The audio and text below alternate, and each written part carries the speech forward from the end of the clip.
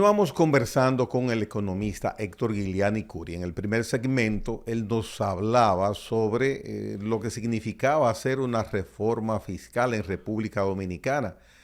A partir de este momento, yo quisiera hacerle una pregunta en torno a eso que él expuso anteriormente. Don Héctor, ¿qué usted propone entonces? Porque usted ha indicado, no, eso no, así no. Bien, ese es el problema que usted ha expuesto. ¿Y la sugerencia, la propuesta, tiene alguna? ¿Qué nos puede decir? Bueno, yo creo que te he dicho alguna, pero me voy a concentrar ahora y voy a dejar para último lo que había dicho en los impuestos. Si el gobierno en realidad quiere hacer una reforma tributaria, debe concentrarse primero en eliminar los incentivos fiscales.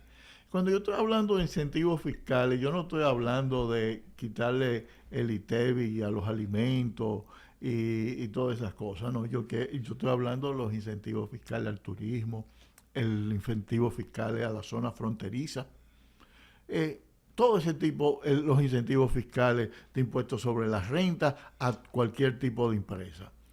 Uno, en Europa, por ejemplo, ¿qué se ha hecho? Y usted lo debe haber observado en los periódicos. En Europa, en España específicamente y en otros países de la Unión Europea, los gobiernos han gravado el margen neto de intereses de las entidades de intermediación financiera. La diferencia entre lo que reciben de ingresos por intereses y lo que reciben de ingresos y los gastos por interés. Y nosotros en teoría no tenemos eso establecido acá. Bueno, hay un impuesto a los beneficios, Ajá. pero lo que yo estoy proponiendo ahora es que temporalmente se le ponga un impuesto a ese margen neto de intereses, que gran parte, y principalmente el Banco del Estado, déjame decirte, que se beneficia de esa política. Bueno, pero ya el Banco del Estado modificó sus estatutos y ahora es tal cual un banco comercial. Ya los beneficios del Banco de Reservas no van al gobierno, tiene que cotizar igual que todos los bancos pero es el que ahora. más se ha beneficiado de esa política, en realidad. Además, es decir, el sector bancario, el sector financiero ha sido un sector que en los últimos años, después de la pandemia, ha tenido beneficios extraordinarios. Entonces, vamos por ahí. Toma el caso también del sector eléctrico, toma la generación eléctrica, grava los márgenes de intermediación de las empresas de generación de una manera temporal hasta que pase la crisis, que dice el gobierno que existe y que por la razón por la cual necesita una reforma tributaria. Pero no me vengan con ponerle impuestos, quitarle la exención de 416,000 pesos que le dan a las personas físicas para que están exentos de impuestos. No me vengan a decir que lo van a reducir. En realidad, desde el gobierno de Danilo Medina, desde el 2017, no ha habido ajuste por inflación de los 400 y pico mil pesos.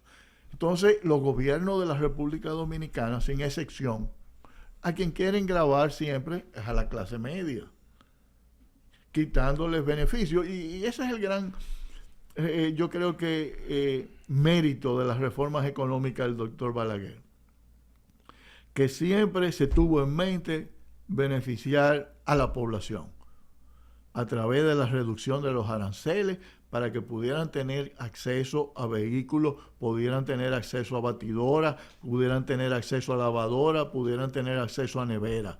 También a la clase media a través de esa exención que se creó en esa reforma tributaria. Entonces, si vamos a tener una reforma tributaria, vamos a tener una reforma tributaria que beneficie a la población. Eso es lo que yo creo. Ahora, ¿cuáles son las otras medidas, además de esas? Son las que acabo de mencionar. Una mejor gestión de la sede, reducción de pérdidas, una guerra al fraude, una guerra al no pago de la electricidad y también que el Banco Central adopte medidas que no impliquen esos altos gastos de intereses que al final van a parar a las entidades de intermediación financiera como a los grupos de clase alta. Y esas reformas, porque hay varias, reforma de salud, reforma laboral, reforma fiscal, pueden en un mismo tiempo afectar de qué forma al desarrollo económico del país, porque se interconectan. Sí, mira algo que es importante y que no se menciona en el debate. Un aumento en las recaudaciones tributarias de un 3%, como están proponiendo algunas personas, va también a resultar en una contracción de la demanda y una reducción del crecimiento económico, que puede ser por 1, 2 o 3 años. En realidad, si el gobierno mira la experiencia de Jamaica, en donde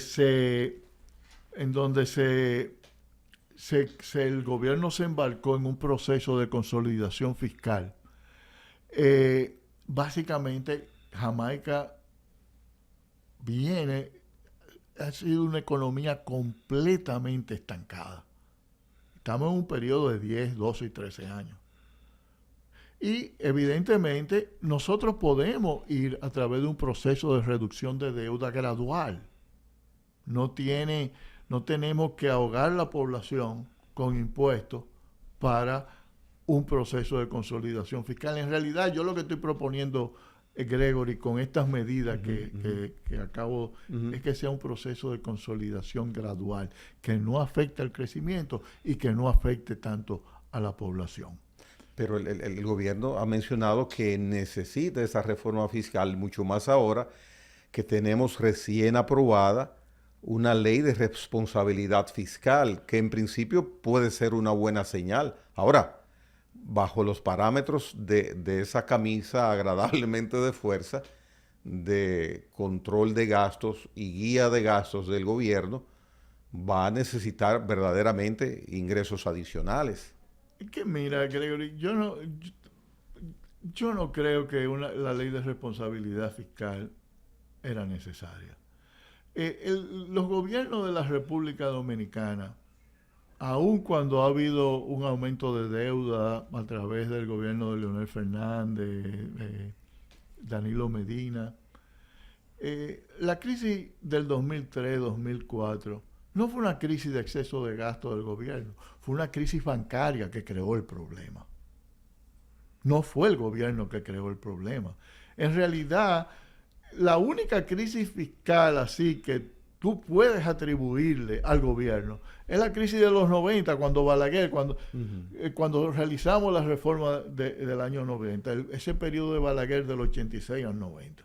Pero la crisis del 2003-2004 no fue una cuestión de irresponsabilidad fiscal.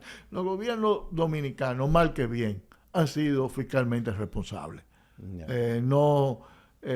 el país ha gozado de una estabilidad y un crecimiento con esas breves interrupciones. De hecho, se hace un presupuesto complementario en el segundo trimestre del año para ajustar no es para desgarrarnos la vestidura. Nosotros somos un país básicamente fiscalmente responsable. Entonces, ahora toma lo otro. Aquí no hay problema de inflación, no hay problema de deuda, no hay problema de balanza de pago.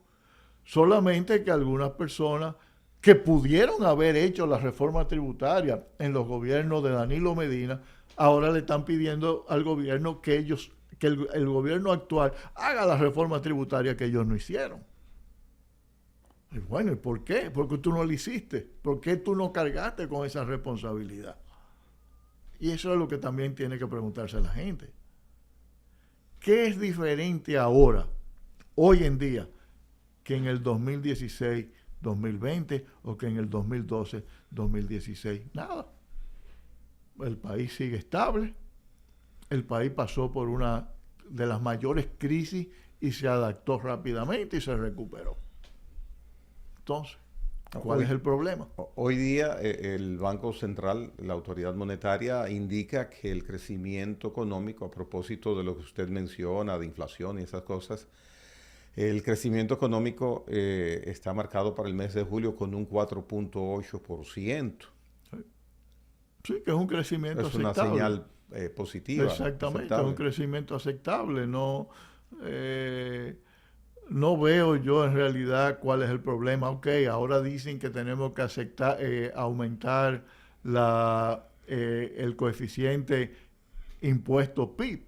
Bueno, vamos a hacerlo a través, si tú quieres desviar recursos para inversiones, para otras reformas, resuélveme el problema del sector eléctrico, resuélveme el problema del Banco Central a través de sus propios instrumentos. Y por favor, vamos a pedirle desempeño. Si usted quiere 4% del PIB para educación, bueno, por lo menos muéstrame resultados. Si tú no me has podido presentar resultados desde el 2013 al 2024, bueno, entonces ¿en qué estamos? Porque no es solamente en el desempeño escolar. Mira los problemas con los cupos escolares ahora. Que muchos sectores se lo culpan, se lo atribuyen a que los haitianos, bueno, por favor, no, vamos, eso... Crecer el doble, que nuestra economía tenga un doble tamaño al que tiene ahora para 2036. Deme su opinión. Bueno, es que la economía dominicana ha sido una economía de alto crecimiento a través del tiempo.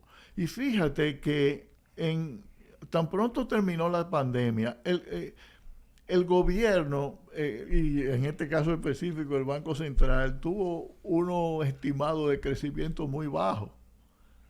Y la economía creció 12%.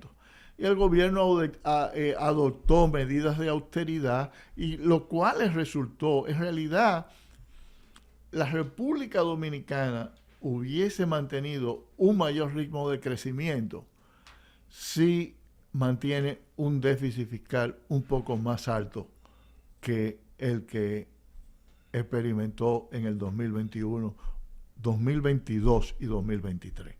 Yeah. La austeridad fiscal, más que cualquier cosa, se convirtió en una retranca al crecimiento económico. Y tener una moneda tan fuerte como la nuestra, ¿cuál es su opinión? Bueno, la fortaleza de una moneda es importante. Yo lo que creo que lo más importante es mantener una estabilidad cambiaria, pero no en los términos. Tú puedes mantener estabilidad cambiaria, pero no a costa. No con la forma en que lo estamos haciendo. Yeah. ¿Entiendes? El país tiene flujo de capitales considerable. Es más, ahora mismo tú sales al mercado y tú no encuentras $1. ¿Por qué? Porque el Banco Central muchas veces causa inestabilidad en el mercado cambiario, comprando dólares, porque lo que a veces la gente no se da cuenta es que hay dos mercados. Dos mercados quizás con un mismo precio. El mercado libre y también el Banco Central, que es otro comprador.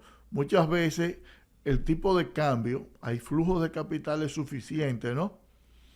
Que el Banco Central sale a comprar, ¿no?, dólares para que el tipo de cambio no se aprecie. Es decir, aquí pudo apreciarse el tipo de cambio. Y mira, yo estoy de acuerdo con que el tipo de cambio no se aprecie. Si tú miras la experiencia del 2004, que es algo que los gobiernos de Leonel Fernández se ufanaban, el error más grande de política monetaria y de política cambiaria que se cometió en el país fue dejar que el tipo de cambio se apreciara de 50 pesos por dólar a 30 y pico, 20 y pico. Es que si no lo hacían así políticamente, no había el beneficio político de decir, mira, solamente con yo llegar, antes de yo llegar, mira cómo van bajando, va bajando la prima del dólar. En el proceso se llevaron la zona franca de Santiago. Yo no sé si, porque aquí a veces tenemos... Salió de competencia. Sí, exactamente. Aquí tenemos una mala memoria. Yo no sé si ustedes se recuerdan cuando yo creo que Danilo Medina era el secretario de la presidencia, ¿no? O era secretario en el gobierno de Leonel Fernández. Bastante tiempo fue secretario de la presidencia. De la presidencia, el programa de asistencia a la zona franca. Esos programas de asistencia a la zona franca era porque el tipo de cambio se lo estaba llevando de encontronazo. Y básicamente la zona franca de Santiago, que eran zonas francas de alta creación de empleo, básicamente. O sea que ese fue un error de política monetaria sí. del gobierno de Leonel Fernández en ese momento. Sin embargo, beneficio económico, beneficio político de imagen. Es que de imagen, porque fíjate, el otro error, ellos creían que con la apreciación del tipo de cambio, el nivel de precio iba a bajar. Pero, don Héctor, yo recuerdo... El nivel de precio no va a bajar. Que esos precios, que en ese momento subieron a las nubes, allá se quedaron. Allá se quedaron. Nada bajó. Y ya la inflación se venía reduciendo. Desde aún a finales del gobierno de Hipólito, ya se venía reduciendo cuando entregaron el poder. ¿Y nadie advirtió eso que usted dice hoy, que muy pocas veces lo hemos escuchado? Yo iba a dar una charla en ANGE creo que en abril o mayo de ese año, en abril, y no me lo permitieron. Pero ya en ese mismo tenor. Sí, y yo lo que básicamente decía, gran parte de la inestabilidad del tipo de cambio en ese tiempo se debía a que la gente no confiaba en el gobierno, no confiaba en las autoridades. O sea, que teníamos que aceptar que un dólar que estaba en 16 lo dejáramos por lo menos en 40 y algo. Porque en realidad se tomaron las medidas monetarias, pero la gente no confiaba en el gobierno. Y una de las cosas que yo decía, y que fue lo que ocurrió, que tan pronto viniera un nuevo gobierno, el tipo de cambio se iba a estabilizar. Ahora, el gobierno de Leonel Fernández cometió el error de dejarlo que se apreciara, que bajara de 50 a 30, porque después de todo la población no se benefició. ¿Por qué baja el tipo de cambio de 50 a 30 a 20 y pico? Porque los dominicanos que habían comprado dólares vuelven a retornarlo al país, porque ven un ambiente de confianza que lo crea Leonel Fernández, en realidad. Hay que reconocerlo. Mire, volviendo un poco atrás con un tema del Banco Central que tiene muchos temas que se pueden tratar, hay un aspecto que es un trofeo para el Banco Central y es el gran monto de reservas en dólares que tiene la institución. ¿Eso es bien positivo, es positivo? ¿O qué opinión tiene usted sobre el particular? Mira, las reservas internacionales tienen un problema. Que cuando tú acumulas muchas reservas internacionales, tú tienes que salir a comprar dólares. Cuando tú compras dólares, tú emites peso. ¿Ok? Y cuando tú emites peso, el Banco Central dice, oye, si yo emito muchos pesos, yo voy a crear inflación. Eso no es necesariamente la verdad, pero así es que piensan las autoridades del Banco Central. Entonces, yo lo que voy a hacer es que yo voy a recoger esos pesos que yo emití para comprar esos dólares y yo le voy a pagar una tasa de interés de 10% o 12%. O si los mantienen en depósito en el Banco Central, yo le voy a pagar un 7%. Ahí es que vienen los bonos. Y así los bonos y los excedentes de reserva, o lo que le llaman el overnight, que son remunerados con una alta tasa de interés. Y esos bonos, entonces, puedo acceder a ellos porque es una tasa buena. No, la población puede acceder a ellos. Todo el mundo compra bonos. Yo me beneficio y lo puedo comprar de esos bonos. Pero, ¿quiénes son los que...? Mira, eso es un aspecto que... antes de eso, eso causa el déficit cuasifiscal que hablábamos ahorita. Y entonces, ¿qué pasa? Le van a decir a Gregory, de los impuestos que tú pagas del ITEVI, pásaselo al Banco Central para pagárselo al que compró los bonos. Que el Banco Central fue el que causó el problema con la emisión de dinero para comprar dólares. Entonces, ¿cómo tú puedes minimizar eso? ¿Cómo? El Fondo Monetario Internacional tiene una métrica para medir lo que se llama para determinar si las reservas son adecuadas o no. Y uno de los factores es la flexibilidad del tipo de cambio. Que tú debes tener un tipo de cambio flexible y que también tú uses instrumentos de mercado para tú estabilizar el tipo de cambio, las alzas y las bajas. ¿Y ese es el caso nuestro? Ese no es el caso nuestro. Ese no es el Nosotros somos clasificados por el Fondo Monetario Internacional como un país donde hay muchas restricciones del tipo de cambio.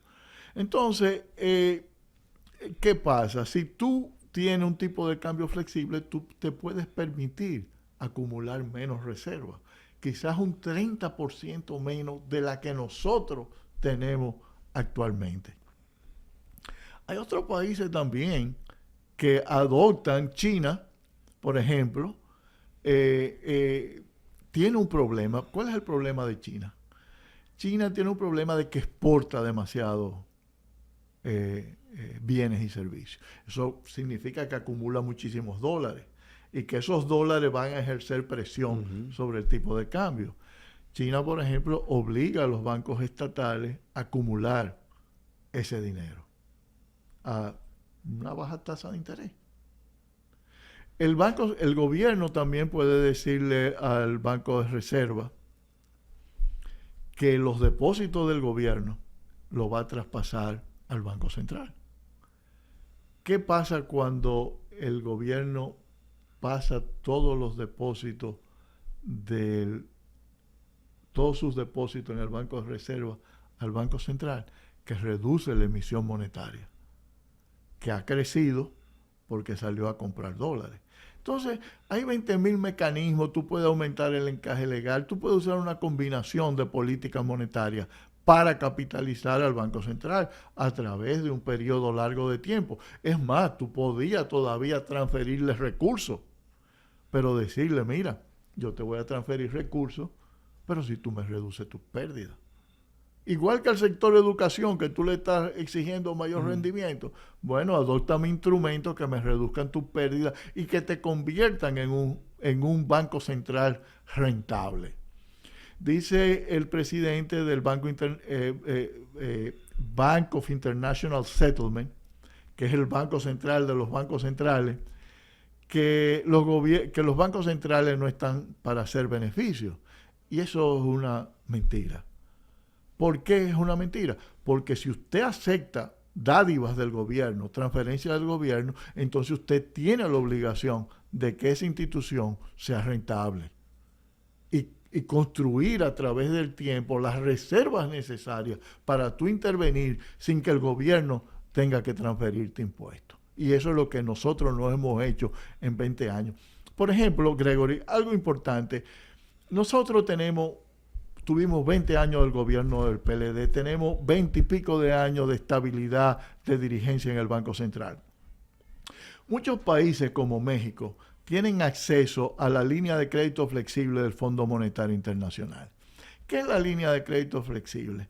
Es como unos fondos que el Fondo Monetario te dice, ok, aquí está una línea de crédito de 5.000, 10.000 millones de dólares. Tú me vas a pagar solamente un fee, un porcentaje, por tener esa línea de crédito disponible, ¿no? Y gobiernos como México, Colombia, Perú, que son, si tú tomas Colombia y Perú, Colombia y México, son países con problemas políticos mucho más serios que nosotros, claro, y de inestabilidad. Sin embargo, esos países tienen acceso a la línea de crédito flexible, que es muy poco costosa. Entonces, eso te permite decirle a los mercados, miren, yo tengo aquí con qué responder, ¿no? Reserva suficiente si se me presenta una crisis bancaria, pero a un costo muy bajo. Entonces, nosotros tenemos 20 años de Banco Central, de gobierno del PLD, en donde no se ocuparon de crear la reputación necesaria para poder acceder a la línea de crédito flexible. Entonces, se habla de la necesidad de la reelección, de la continuidad, pero se aprovechó esa continuidad, se aprovechó esa reelección. Es muy bueno también. Ahora el PLD y la Fuerza del Pueblo critican, pero ellos en su tiempo tampoco en su hicieron momento nada. pudieron haberlo hecho.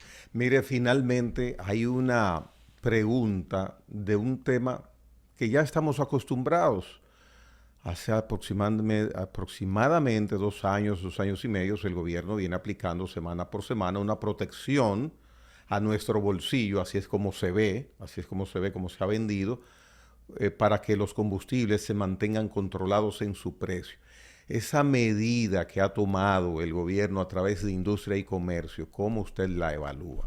Mira, yo creo que la medida que tomó el gobierno de congelar los precios de los combustibles en un momento dado fue la medida correcta. En realidad, el gobierno no estaba subsidiando todos los combustibles. Ellos lo que hicieron fue reducir la tasa efectiva.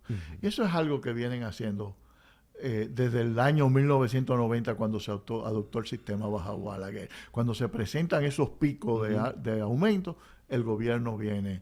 Y eso fue lo que paró la inflación en la República Dominicana, esa medida gubernamental. Y yo estoy de acuerdo, y lo apoyé por tuit, de que el gobierno congelara los precios y que cuando los precios internacionales comenzaran a bajar, que el gobierno lo mantuviera alto para que recuperara los ingresos que había perdido cuando congeló, pero los precios internacionales estaban aumentando. Sí, yo creo que la política de precios de los combustibles ha estado muy bien manejada y es lo que salvó al país de una inflación. No fue la política monetaria del Banco Central.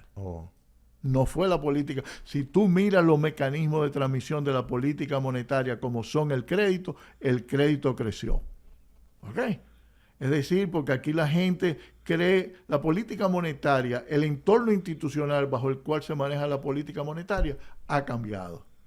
Antes, la política monetaria trabajaba a través de ciertos mecanismos, pero el marco actual que existe para remunerar los depósitos de los bancos en el Banco Central, lo que hace es estimular el crédito, que es el principal mecanismo a través del cual se reduce la demanda. Muy bien, bastante claro, don Héctor. Mire, vamos a esperar unos momentos en que nos lleguen ya las informaciones oficiales en el momento que el gobierno, el sector económico, su equipo económico presente lo que sería la propuesta de reforma fiscal. Como hay tantas, no sabemos si será este año, pero en su momento yo espero tenerlo aquí de cerca, hablando de la manera con tanta propiedad que usted lo hace sobre estos temas. Gracias. Creo que a veces con mucha pasión. Sí, pero eso le da un toque de credibilidad y de que uno se meta en la conversación con lo que usted está diciendo. Gracias en nombre de los televidentes de La Hora con Gregory por estar en este programa. Bien, señores, hasta la próxima. Nos vemos.